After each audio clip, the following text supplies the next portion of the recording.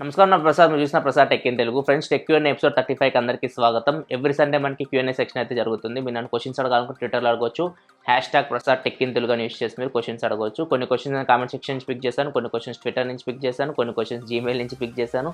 So ఎక్కువ questions అయితే నేను జియో ఫోన్ గురించి ఉన్నాయి. జియో ఫోన్ సంబంధించి క్వశ్చన్స్ చాలా ఉన్నాయి. సో అందుకే నేను జియో ఫోన్ గురించి సపరేట్ వీడియో చేస్తాను, ఫ్రీక్వెంట్లీ ఆస్క్డ్ క్వశ్చన్స్ అని చెప్పేసి. సో ఇప్పుడు ఈ క్వశ్చన్స్ అయితే మనకు కొన్ని తగ్గిపోతాయి. సో తక్కువ క్వశ్చన్స్ ఉన్నాయి. సో మనకి ఎపిసోడ్ కూడా తొందరగానే అయిపోతుంది.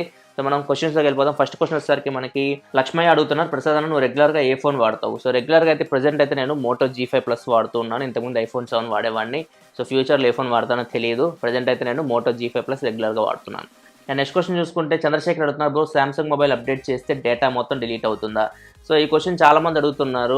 ఏదైనా మనం అప్డేట్ వస్తే అప్డేట్ చేస్తే మనకి డేటా డిలీట్ అయిపోతుందా అని చెప్పేసి.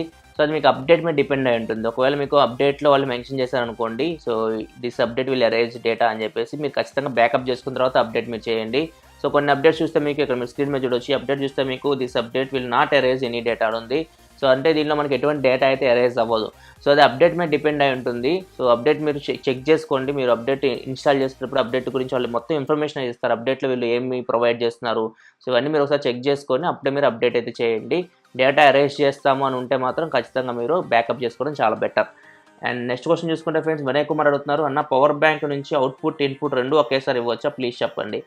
పవర్ బ్యాంక్ నుంచి మీరు అవుట్పుట్ ఇన్పుట్ అంటే క్వశ్చన్ ఏంటంటే పవర్ బ్యాంక్ మనం ఛార్జింగ్ పెడుతూ పవర్ బ్యాంక్ నుంచి మొబైల్ కానీ ఏదన్నా ట్యాబ్లెట్ కానీ ఛార్జింగ్ పెట్టచ్చు అని అడుగుతున్నారు. సో అట్లయితే చేయకండి. పవర్ బ్యాంక్ కూడా మనకి బ్యాటరీ అది, సో పెద్ద సైజ్ బ్యాటరీ అనుకోండి పవర్ బ్యాంక్ మీకు. సో పవర్ బ్యాంక్ మీరు ఛార్జింగ్ అంటే ఇన్పుట్ అవుట్పుట్ రెండు ఒకేసారి ఇస్తే మీకు కొంచెం ప్రాబ్లం అవుతుంది. పవర్ బ్యాంక్ మీకు హీట్ ఎక్కుతుంది. అది కూడా లిథియం అయాన్ లేకపోతే లిథియం పాలిమర్ పవర్ బ్యాంక్స్ ఉంటాయి మనకి మ్యాక్సిమం.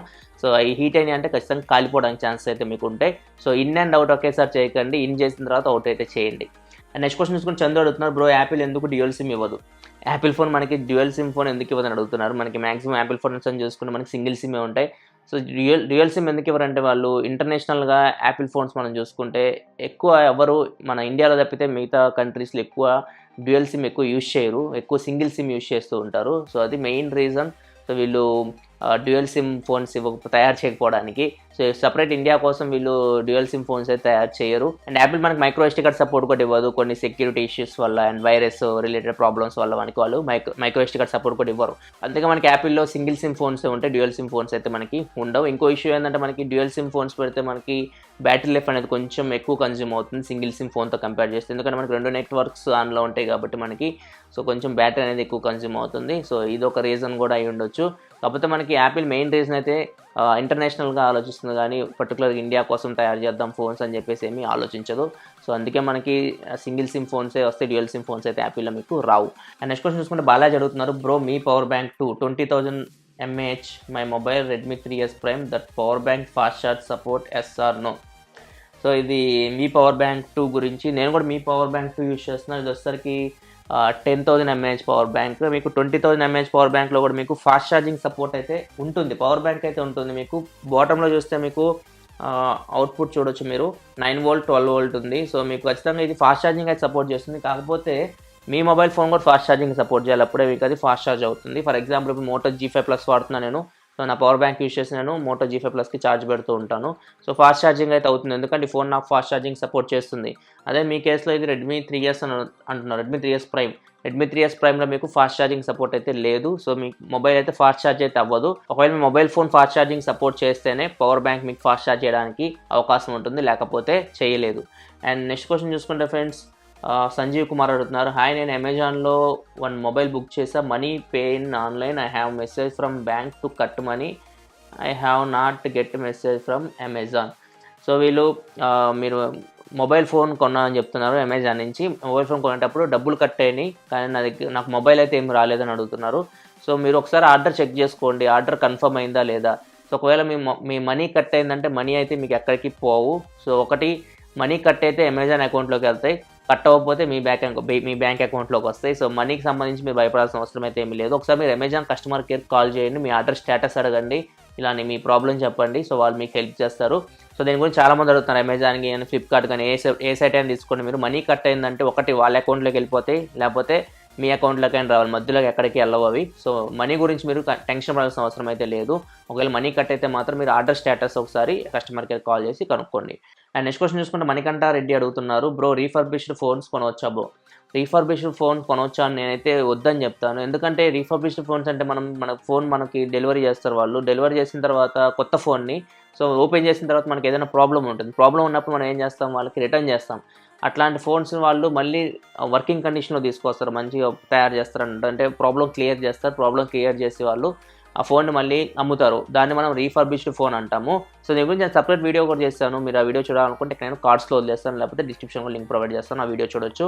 సో నేనైతే రికమెండ్ చేయను రీఫర్బిష్డ్ ఫోన్స్ కొనమని చెప్పేసి. ఎందుకంటే ఆ ప్రాబ్లం మళ్ళీ రిపీట్ అయింది అనుకోండి, మీరు కొన్న తర్వాత ఆ ప్రాబ్లం మళ్ళీ వస్తే మనకి కొంచెం ప్రాబ్లం అవుతుంది. సో రీఫర్బిష్డ్ ఫోన్స్ అయితే కొనకండి. ఒకవేళ మీరు ఇట్లాంటి ఫోన్స్ కొనాలనుకుంటే మీరు సెకండ్ హ్యాండ్ ఫోన్స్ తీసుకోండి, OLXలో తీసుకోకండి. మీ ఫ్రెండ్స్ ఎవరైనా మీ ఫ్రెండ్స్ ఎవరైనా నమ్ముతుంటే ఆ ఫోన్స్ మీరు తీసుకోండి. ఎందుకంటే మీకు తెలిసిన ఫోన్ కాబట్టి ఆ ఫోన్లో ఎటువంటి ప్రాబ్లమ్స్ అయితే ఉండవు. OLX పిక్కర్లో అయితే మీకు కొన్ని ప్రాబ్లమ్స్ అయితే ఉండొచ్చు. నేను రికమెండ్ చేసేది ఏంటంటే మీకు మీ దగ్గర తెలిసిన ఫ్రెండ్స్ ఉంటారు కదా, వాళ్ళ దగ్గర నుంచి తీసుకోవడం బెటర్ సెకండ్ హ్యాండ్ ఫోన్స్ తీసుకునేటప్పుడు. ఒకవేళ మీరు OLX పిక్కర్లో తీసుకోవాలనుకుంటే మాత్రం మీరు బిల్ ఉంటాడు చూసుకోండి, వారంటీ ఉంటాడు చూసుకోండి. కనీసం మీకు ఒక 3-4 months వారంటీ ఉన్నా కానీ మీరు ఏమైనా ప్రాబ్లమ్ వస్తే సర్వీస్ సెంటర్కి వెళ్ళి మీరు బాగు చేయించుకోవచ్చు. సో వారంటీ లేని ఫోన్స్ అయితే మీరు OLX పిక్కర్లో అయితే కొనొద్దు. నెక్స్ట్ క్వశ్చన్ చూసుకుంటే శ్రీకాంత్ రెడ్డి అడుగుతున్నారు, Google pixel, Nexus and Android One మొబైల్స్కి డిఫరెన్స్ ఏంటి అన్న. సో Android One అంటే మీకు అది సాఫ్ట్వేర్. సో ఇప్పుడు గూగుల్ దగ్గర Android One సాఫ్ట్వేర్ ఉంది, అంటే ఆండ్రాయిడ్ సాఫ్ట్వేర్ ఉంది. సో ఆ సాఫ్ట్వేర్ నేను మీకు మార్కెట్లోకి తీసుకురావాలంటే నేను ఏదో ఒక మొబైల్ మ్యానుఫ్యాక్చర్తో నేను కాంటాక్ట్ అవ్వాలి. మ్యానుఫ్యాక్చర్తో కాంటాక్ట్ అయ్యి సో ఇట్లా మా సాఫ్ట్వేర్ ఉంది, మీ మొబైల్లో పెడతాం, మీ హార్డ్వేర్లో హార్డ్వేర్ మనం ఆప్టిమైజేషన్ చేద్దాం, చేసిన తర్వాత మనం మొబైల్ మార్కెట్లో తీసుకొద్దామని చెప్పేసి మాట్లాడుకుంటాం. సో అట్లాంటి మన Android One అనేది మనకి సాఫ్ట్వేర్ అనమాట. సో వీళ్ళు ఏదైనా కంపెనీ మోటరోలాతో టైఅప్ అయ్యారు, మోటో X4 మనకి Android One వచ్చింది. అండ్ మనకి Xiaomiతో టైఅప్ అయ్యారు, Xiaomiలో మనకి MI-A1 వచ్చింది. సో ఇంతకుముందు మీరు చూసుకుంటే మీకు స్పైస్ కానీ మైక్రోమాక్స్ కానీ సో ఈ మొబైల్స్ అన్ని మనకి Android One మొబైల్స్ వచ్చినాయి. అండ్ ఇప్పుడు HTCతో కూడా టైఅప్ అయ్యారు, HTCలో కూడా మనకి ఇప్పుడు Android One మొబైల్ ఒకటి వస్తుంది.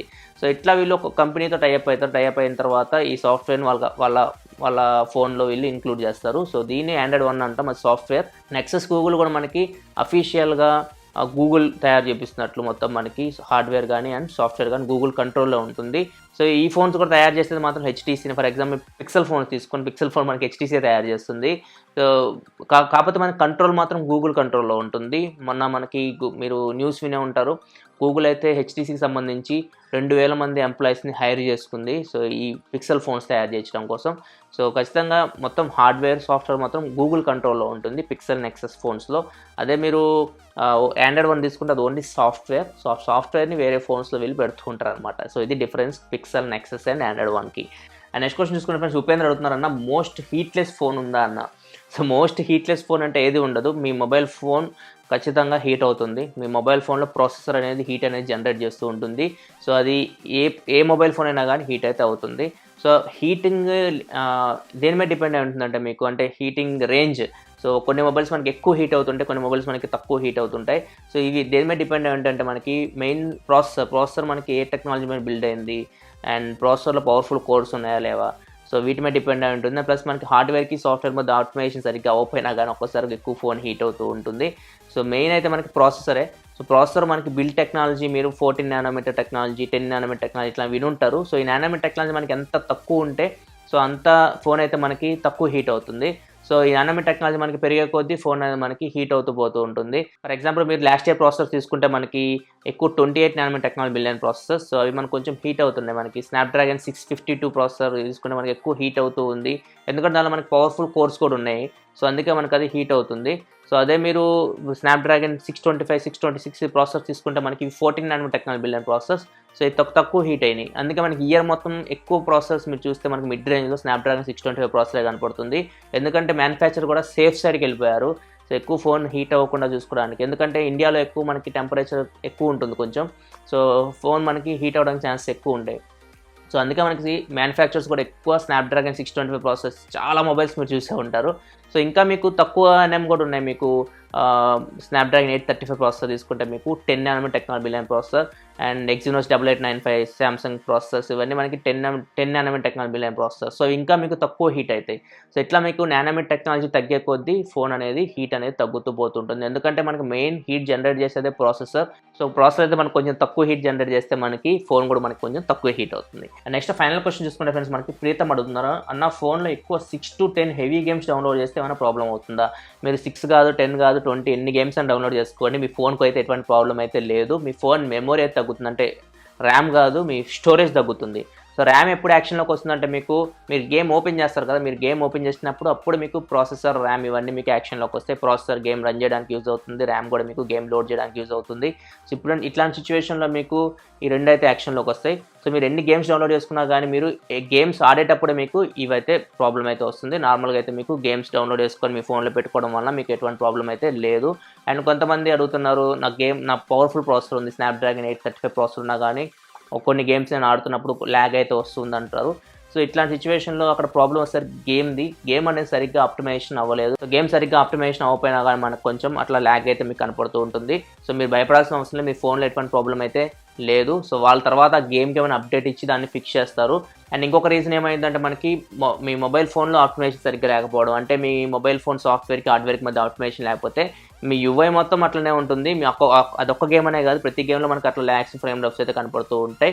సో ఒక్క గేమ్ మీకు అట్లా కనపడుతుందంటే ఖచ్చితంగా మీకు ఆ గేమ్ ప్రాబ్లం అయి ఉంటుంది. ప్రతి గేమ్ మీకు అట్లనే అవుతుంది. లేకపోతే మీరు నార్మల్ యూస్ చేసేటప్పుడు మీ UIలో కొంచెం ల్యాగ్స్ ఇట్లాంటివి మీరు నోటీస్ చేస్తున్నారంటే ఖచ్చితంగా మీ సాఫ్ట్వేర్కి హార్డ్వేర్కి మధ్య ఆప్టిమైజేషన్ సరిగ్గా లేదు. ఇట్లాంటి సిచ్యువేషన్లో మీకు అప్డేట్ ఇవ్వాల్సింది కంపెనీ మీకు అప్డేట్ ఇచ్చి ఆప్టిమైజేషన్ ఇష్యూస్ అయితే మీకు ఫిక్స్ చేయాలి మొబైల్ ఫోన్లో. సో ఇది friends tech Q&A section episode మీకు నచ్చింది అనుకుంటున్నాను. మీరు నన్ను క్వశ్చన్స్ అడగాలనుకుంటే ట్విట్టర్లో అడగండి, #PrasarTechInTelugu యూస్ చేసి. సో ఎపిసోడ్ మీకు నచ్చితే లైక్ బటన్ ప్రెస్ చేయండి. ఇలాంటి మరిన్ని వీడియోస్ కోసం మీ ఛానల్ సబ్స్క్రైబ్ చేసుకోండి, ఎందుకంటే ఇలా మీకోసం టెక్నాలజీ ఇన్ఫర్మేషన్ తీసుకొస్తూ ఉంటాను.